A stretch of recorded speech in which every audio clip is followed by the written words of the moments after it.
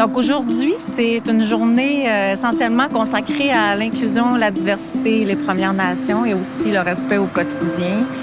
Étant donné le grand succès de l'initiative de l'année dernière, on a décidé d'offrir cette journée-là à tous les cadres de la région. Donc, presque 900 personnes en 2 jours qui vont venir partager avec nous notre vision de l'inclusion-diversité et notre changement culturel. On veut sensibiliser l'ensemble de nos employés à ces causes-là. C'est un peu en dehors de ce qu'ils font au quotidien, mais c'est vraiment important. Donc, on veut dédier une journée complète à ça avec nos employés. Je le sens depuis plusieurs mois même qu'il y a un vent de changement, une volonté, surtout de l'entreprise, de vouloir sensibiliser ses employés. C'est pas seulement au niveau de la direction, on le sent dans le personnel aussi. Là, il y a vraiment des journées comme ça de sensibilisation, ça amorce la démarche. Tout le monde part avec sa petite réflexion, puis on part tous grandis de ça. En faisant une journée de ce genre-là, ça nous permet justement d'amener un beau message en disant que les personnes de tout genre sont les bienvenues dans l'entreprise. Fait que pour l'avenir, c'est vraiment très encourageant. Moi, je le vois comme une ouverture d'équipe.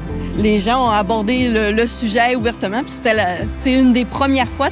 Ça apporte ce vent de changement-là. D'être ouvert aux différentes cultures, aux différences, aux différentes personnes aussi, je pense que ça peut nous apporter beaucoup, là.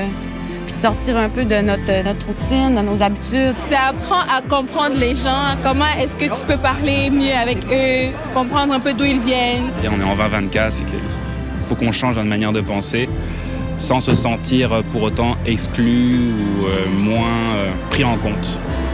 On est dans le changement de culture, c'est pas toujours facile, c'est confrontant, c'est inconfortable, puis des fois on comprend pas pourquoi. Puis je pense que les conférenciers donnent beaucoup d'outils pour... On n'est pas dans la culpabilité, on n'est pas dans le jugement, on a le droit de se sentir inconfortable, on peut en parler dans le respect. C'est d'entendre, je pense, des opinions différentes, voir aussi comment qu'on peut grandir comme personne. Puis je pense que si on grandit comme personne, on va grandir aussi comme organisation.